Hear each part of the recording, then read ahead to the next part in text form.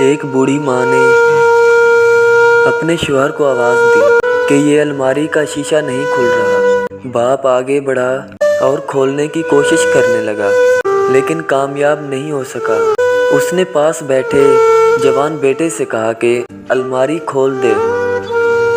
بیٹے نے ہلکا سا زور لگایا تو الماری کھل گئی۔ بیٹا غصے سے بولا، یہ بھی کوئی کام تھا، ایسے ہی کچھ دن گزرے تو۔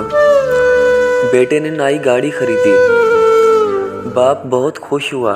بوڑھے باپ نے بیٹے سے کہا، یہ کون سی گاڑی ہے؟ بیٹا بولا، ابو یہ ہونڈا گاڑی ہے۔ چند گھنٹوں بعد باپ گاڑی کا نام پھر بھول گیا۔ اس نے بیٹے سے پھر پوچھا کہ بیٹا یہ کون سی گاڑی تھی؟ بیٹے نے پھر بتایا کہ یہ ہونڈا کی گاڑی ہے۔ رات جب باپ سونے لگا تو پھر گاڑی کا نام بھول گیا۔ بیٹے سے پھر پوچھا تو بیٹا بہت غصے سے بولا، اتنی بار بتا چکا ہوں کہ یہ ہونڈا ہے۔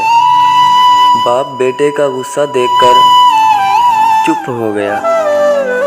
اگلی صبح باپ نے بیٹے کو پاس بٹھا کر کہا کہ بیٹا، جب تم بچے تھے تو گھر کا دروازہ کھولنے کی کوشش کرتا تھا۔ میں جان بوجھ کر تمہارا ساتھ آہستہ آہستہ زور لگا کر دروازہ کھولتا تھا کہ تمہیں لگے کہ تم نے ہی دروازہ کھولا ہے۔ میں تمہارے اندر ہمت پیدا کرنا چاہتا تھا۔ باپ نے الماری سے ایک پرانی ڈائری نکال کر بیٹے کو دی اور کہا کہ فلاں صفحہ پڑھو۔ بیٹا کچھ نہ سمجھتے ہوئے بھی پڑھنے لگا، جس میں لکھا تھا، آج میری خوشی کا بہت بڑا دن ہے کیونکہ آج میرے بیٹے نے پہلی دفعہ لفظ چڑیا بولا تھا اور مجھ سے 25 بار پوچھا، بابا یہ کیا تھا؟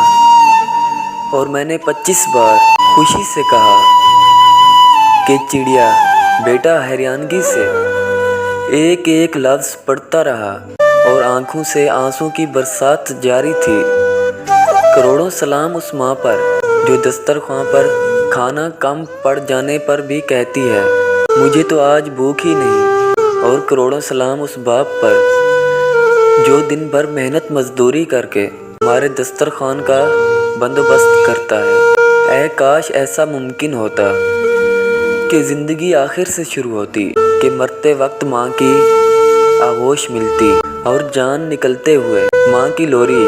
ماں باپ انگلی پکڑ کر چلنا سکھاتے ہیں، لیکن کتنی عجیب بات ہے کہ ہم ان کی ویل چیئر پکڑتے ہوئے شرماتے ہیں۔ ایک ماں باپ 10 بچوں کو سنبھال لیتے ہیں مگر 10 بچے ایک ماں باپ کو نہیں سنبھال سکتے۔